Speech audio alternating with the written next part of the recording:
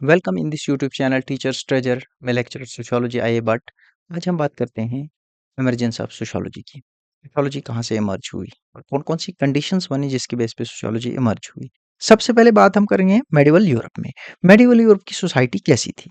अगर हम बात करें मेडिवल यूरोप की सोसाइटी, मेडिवल यूरोप जो है 14th सेंचुरी से पहले तक जो था ये फ्यूडलिज्म का शिकार था। 10th सेंचुरी से लेके 15th सेंचुरी तक मेडिवल यूरोप में बिल्कुल एक फ्यूडल सिस्टम था। और फ्यूडल सिस्टम कैसा था जिसमें 2 किस्म की कम्युनिटी थी, एक थे लॉर्ड्स और दूसरी तरफ से चर्च थे। ये दोनों जो था इनकी मिली-भगत थी आपस में।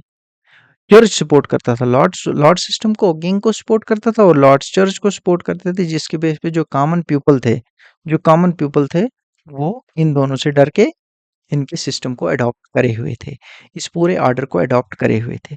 इस लॉर्ड सिस्टम में क्या था, क्योंकि ये क्योंकि मेडिवल यूरोप में ये फ्यूडलिज्म कब हुआ, इमर्ज कैसे हुआ, जब डिसइंटीग्रेशन ऑफ रोमन एम्पायर हुआ।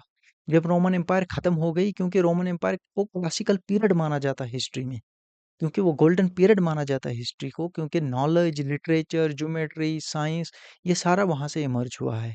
जो आता है, जो रोमन एम्पायर है ये फुल ऑफ नॉलेज मानी जाती थी। यहाँ पर आपको ज्योमेट्री भी मिलती थी, यहाँ पर इंजीनियरिंग भी मिलती थी, यहाँ पर लाइब्रेरीज डेवलप्ड थी, यहाँ पर जो साइंटिफिक निज़ाम था वो बहुत बढ़िया था। तो जब 8th सेंचुरी में ये कोलैप्स हो गया रोमन एम्पायर, तो फ्यूडलिज्म यूरोप में स्टार्ट हो गया। यूरोप फ्यूडलिज्म का शिकार हो गया और फ्यूडलिज्म का जब शिकार हो गया तो देखो लॉर्ड्स एंड जो चर्च थे आपस में इन दोनों की मिलीभगत थी। लॉर्ड्स लॉर्ड्स जो थे वो चर्च को सपोर्ट करता था और चर्च जो था वो लॉर्ड को सपोर्ट करता था। देखो इसकी क्या कहता था, it was founded that church and lords are powerful as people taught in church that social order in feudalism was God's will. Church में ये पढ़ाया जाता था, क्योंकि उस टाइम में चर्चेज में सिर्फ लैटिन लैंग्वेज ही पढ़ाई जाती थी और लैटिन लैंग्वेज सिर्फ चर्च के क्लर्गीज ही पढ़ते थे। वो लोगों को चर्च में यही पढ़ाते थे और क्या पढ़ाते थे कि सोशल ऑर्डर जो फ्यूडलिज्म में आप देख रहे हो ये खुदा की मर्जी है, ऊपर वाले की मर्जी है। Obedience to law and church was seen as a path to heaven. ये कहा जाता है अगर आपको हेवन में जाना है तो आपको जो लॉर्ड एंड चर्च के पाथ को आपको फॉलो करना है, उनकी बात को मानना है और आपको टैक्सेस देने हैं। तो लॉर्ड्स को भी टैक्स दिए जाते थे और चर्च को भी टैक्स दिए जाते थे, और चर्च को जो टैक्स दिया जाता था उसको टथी कहा जाता था, जो 10% के हिसाब से दिया जाता था। ये था मेडिवल यूरोप की कंडीशन। मेडिवल यूरोप इस तरह से बना हुआ था। अगर हम इसको डिवाइड करें तो मेडिवल यूरोप इस तरह से इसका स्ट्रक्चर था। टॉप पे हुआ करता था मोनार्क, जिसको किंग भी कहते थे। उसके अंडर आते थे lords and nobles and lords. Nobles and lords को दूसरा नाम ड्यूक्स एंड अर्ल्स भी कहा जाता था हिस्ट्री में।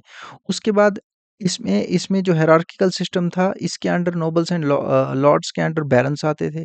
बैरन्स को बैरन वेसल्स आते थे। वेसल का मतलब होता है सर्वेंट, सर्वेंट ऑफ ब्रिटिशर, जो उसके ऊपर होता है उसका सर्वेंट। और ये वेसल्स, इनकी एक खासियत है वेसल की, वेसल जो हैं, vessel recognised the authority of his overlord other than any other vessel.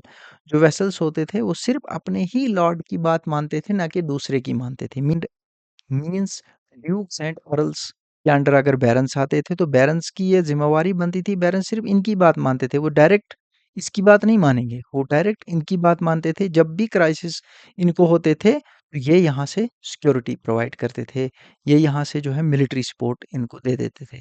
इस तरह से ये निज़ाम चलता था। उसके बाद इन बैरन्स के अंडर आते थे knights, knight vessels. Knight vessels के अंदर अपने वेसल्स कोई नहीं थी। उसके बाद कॉमन पीपल आते थे, पेजेंट्स, जिनको पेजेंट्स एंड सर्व्स कहते थे। कहने का ये मतलब है जो यूरोप है, मेडिवल यूरोप में जो फ्यूडलिज्म का स्ट्रक्चर जो था वो बिल्कुल हायरार्किकली ग्रेडेड ऑर्गेनाइजेशन का स्ट्रक्चर था। Every person was allotted a position, जिसमें हर बंदे को पोजीशन दी गई थी। इस तरह से ये फ्यूडल स्ट्रक्चर था। हम मेडिवल यूरोप में और बात करें तो मेडिवल यूरोप को डार्क एज क्यों कहा जाता था? मेडिवल यूरोप को डार्क एज क्यों कहा जाता था? मेडिवल यूरोप को डार्क एज इसलिए कहा जाता था क्योंकि यहाँ पर लोगों की हेल्पलेसनेस थी। जो कॉमन पीजेंट्स थे, जो कॉमन पीपल थे, वो आर्बिट्री रूल से जूझ रहे थे। किंग और लॉर्ड्स के रूल से, बैरन्स के रूल से, नाइट्स के रूल से जूझ रहे थे। तो सिविलाइजेशन को कोई नाम नहीं, मानो ये माना जा रहा था कि जैसे सिविलाइजेशन रुकी गई है, जैसे कोई प्रोग्रेस ही नहीं सोसाइटी कर रही है। Education was very uncommon. Scientific and artistic advances are very rare. Much of the knowledge of classical period was lost. ऐसा लग रहा था कि नॉलेज ही नहीं है। देखिए जो क्लासिकल पीरियड का नॉलेज है वो सारा खो गया था। मेडिवल यूरोप में क्लासिकल पीरियड की कोई नॉलेज नहीं थी।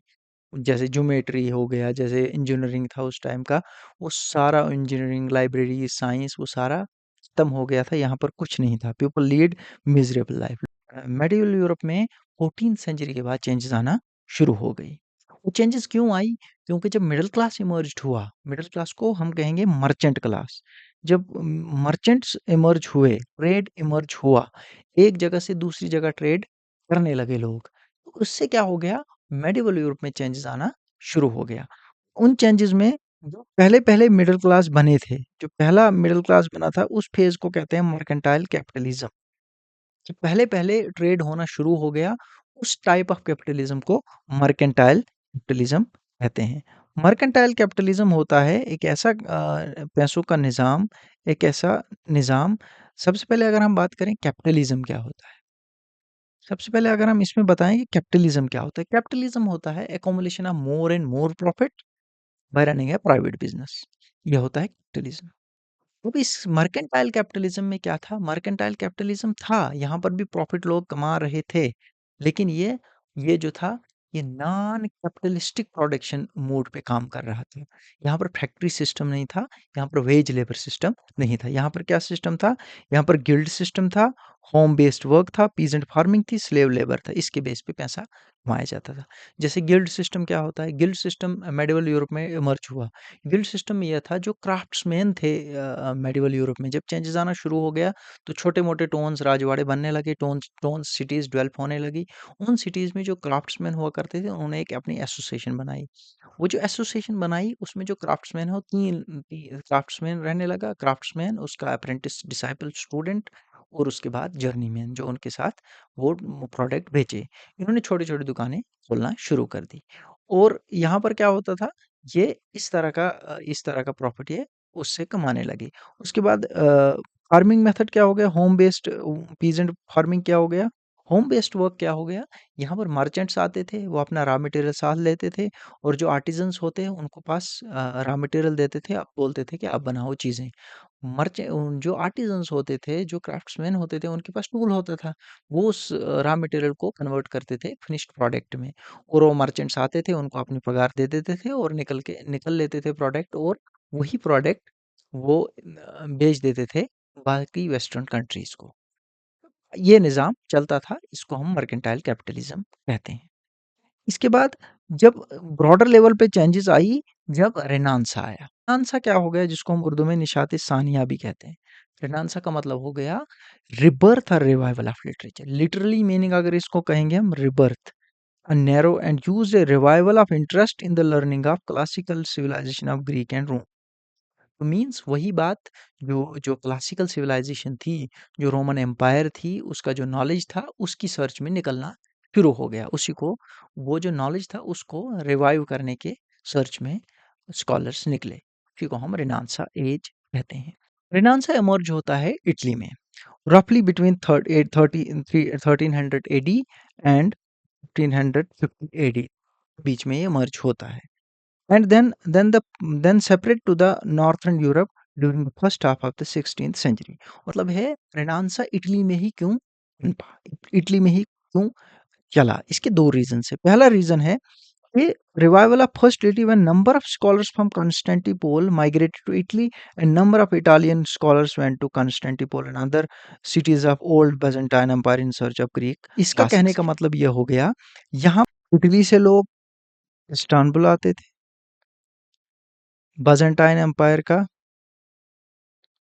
लिटरेचर और अरब दुनिया का लिटरेचर समझने के लिए, मैथमेटिक्स, ज्योमेट्री ये समझने के लिए रोमन एम्पायर। दूसरा, जब 1453 में ओटोमान एम्पायर ने क्या किया? 1453 में ओटोमान एम्पायर ने जब बाज़ेंटाइन एम्पायर को शिकस्त दी और इस एरिया पे कब्ज़ा कर लिया, इस्तांबुल जिसको कंस्टेंटिपोल कहा जाता था, इस पे कब्ज़ा कर लिया, तो यहाँ से जितने भी आर्टिस्ट थे, स्कॉलर्स थे, इंटेलेक्चुअल्स थे, वो यहाँ से मूव कर गए इटली में। अब मूव करने के लिए 2 ही रास्ते उस टाइम में, जो ट्रेड किया जाता था इटली से इस्तांबुल के ज़रिए, ईस्टर्न कंट्रीज़ में जो ट्रेड किया जाता था वो सिल्क रूट के थ्रू किया जाता था, जो बाय फुट रूट था। लेकिन जब फिर बाद में डिस्कवरी हुई सी रूट्स की, जिसको मैरीटाइम सी रूट कहा जाता था। इनको ये सी रूट से भागे और इटली पहुँच गए, कुछ यहीं मारे गए। क्योंकि जो आज अर्तुगरुल गाज़ी जो सीज़न आप देख रहे हैं, कुर्रतुल उस्मान, अर्तुगरुल गाज़ी, वो इसी पे बेस्ड है। ऑटोमान एम्पायर की कैसे शुरुआत ऐसी हुई और किस तरह से ऑटोमान एम्पायर ने जो है पूरे कॉन्स्टेंटिनोपल पे कब्ज़ा कर लिया। इस तरह से यहाँ पर एक तो रीज़न ये माना जाता था। दूसरा रीज़न ये दिया जाता था, Italy has had a cultural advantage over the rest of Europe because its geography made it natural gateway between East and West. दूसरा ये कहा जाता था, क्योंकि ट्रेड अगर किया जाता था, अगर वेस्टर्न कंट्रीज ट्रेड करती थी ईस्टर्न कंट्रीज के साथ, इंडिया, चाइना, ता ही इटली से था। इटली के शहरों से ही रास्ता था, क्योंकि इटली को नेचुरल गेटवे माना जाता था। इटली से क्रॉस होना ही होना था। तो ये जो सिटीज़ हैं, इनसे क्रॉस होना था। जेनेवा, मिलान, पिसा and Florence traded uninterruptedly with Asian countries and maintained vibrant urban society। इस तरह से एक तो ये रीज़न माना जाता है जिससे रेनेसां की बर्थ होती है। रेनेसां को 2 फेजेज़ में डिवाइड किया जाता है। पहला फेज़ माना जाता है revival of the old learning. दूसरा फेज़ रेनेसां का माना जाता है phase of innovation as much new knowledge was generated during this period. इस पीरियड में बहुत सारा नया नॉलेज जनरेट हुआ, ग्रोथ ऑफ मॉडर्न थॉट्स हुए, scientific and rationalisation of thought हुआ, ये डेवलप हुआ और सबसे बड़ी बात ह्यूमनिज़्म की डेवलपमेंट हुई, realism and human development and well being की बात होने लगी। मीन्स यहाँ पर ह्यूमन सेंट्रिक अप्रोच स्कॉलर्स ने अपनाना शुरू कर दिया। जो रेनेसां के स्कॉलर्स हैं, इन्होंने ह्यूमन सेंट्रिक अप्रोच अपनाना शुरू कर दिया। इसमें अगर हम बात करें फादर ऑफ ह्यूमनिज़्म, फ्रांसिस्को पेट्रार्च को कहा जाता है। ये फर्स्ट था जिसने रिवाइवल ऑफ लिटरेचर की बात शुरू कर दी। इसी तरह से ह्यूमन सेंट्रिक अप्रोचेस, ह्यूमनिज़्म की बात की जाने लगी, रियलिज़्म की बात की जाने लगी, साइंस की भी थोड़ी बहुत बात होने लगी। उस इस रेनेसां के तहत कमर्शियल रेवोल्यूशन आ जाता है। Thank you very much. Video को शेयर करिए, लाइक करिए, कमेंट्स करिए और नेक्स्ट पार्ट वीडियो को ज़रूर देखिए। तब तक आप इमरजेंस ऑफ सोशियोलॉजी नहीं समझ पाएँगे।